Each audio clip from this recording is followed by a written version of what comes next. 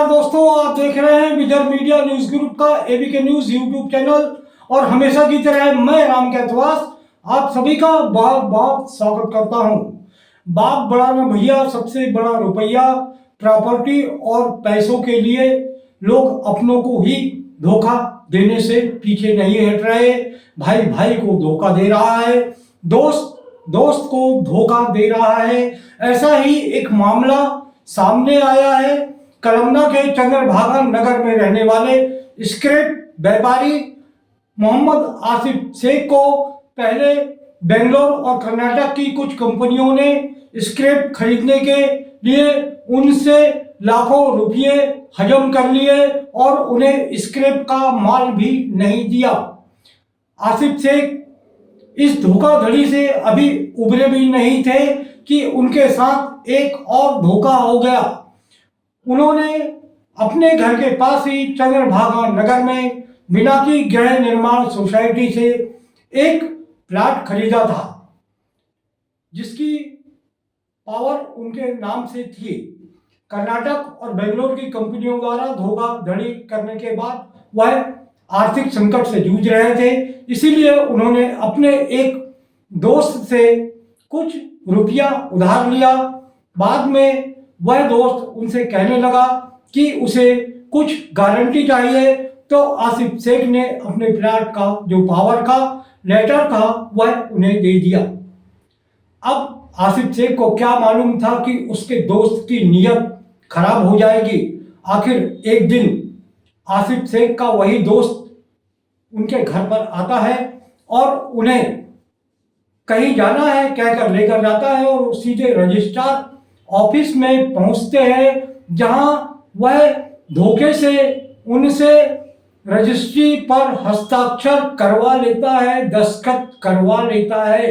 मतलब अपने बेटे के नाम से जो आसिफ शेख ने सिर्फ पावर दिया था, वह भी एक गारंटी के तौर पर उस प्लाट की रजिस्ट्री धोखे से उन्होंने उनके दोस्त ने करवा ली। यह है यारी के साथ गद्दारी। अब यह कहानी और इस सुनते हैं आसिफ शेख की जुबानी। स्क्रैप कंपनी में पैसे डाले थे, जिसके साथ मेरा फ्रॉड हो गया। मेरे साथ वालों ने मेरे को फंसा दिए। उसी से रिलेटेड यही बंदा जो मुझे ये प्लाट के लिए टॉर्चर मतलब ज़बरदस्ती कर रहा है। मेरे वहाँ 65 लाख रुपए डूब गए, जिसकी FIR पाचपौली में हुई है 2023 में 10वें महीने में। उसकी पुलिस निष्पक्ष जांच कर रही है।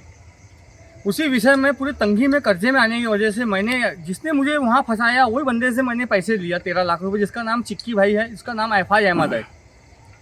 मैंने उससे 13 लाख रुपए लिया था कि मेरे को कर्जा है मार्केट का, मेरे को देना है। वो भी पैसा मेरा स्क्रैप का काम है, उसका भी स्क्रैप का काम है, माल लेन देन के ही पैसे थे। अब मेरे उससे सालों से संबंध है। उसने मुझे 13 लाख रुपये दिया, फिर 13 लाख रुपये मैंने जो कर्जा था मेरे कर्जे वालों को दे दिया। उसके बाद मुझे वो पैसे वापस मांगने लगा, तो मैंने बोला हाँ मैं आपको पैसे दूंगा।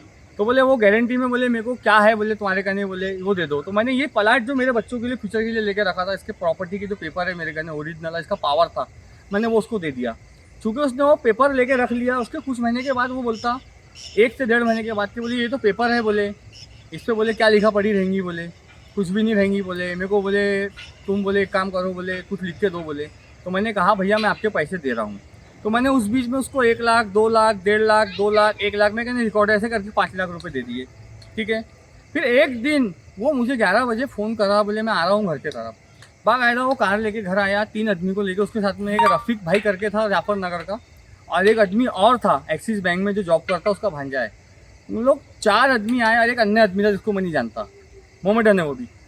वो आए मेरे घर के अंदर बैठे, चाय वाय पिए और मेरे से एकदम आड़ी टेढ़ी बात करने लगे मेरे मिसेज से, हमारे पैसे हमको लगेंगे। और मुझे ज़बरदस्ती बंधक बना के उसने अपनी जाइलो कार के अंदर लेके गया रजिस्ट्री ऑफिस महल पे, और वहाँ मेरे से कुछ कुछ कागजों पे, पेपरों पे फ़ोटो और मेरे अंगूठे और मेरे साइन ले लिए। और फिर उसके बाद उन लोगों ने मुझे घर पे लाके छोड़ दिए। घर पे भी नहीं छोड़ा उन्होंने, मुझे वहीं वर्धमान नगर चौक पर उतार दिए।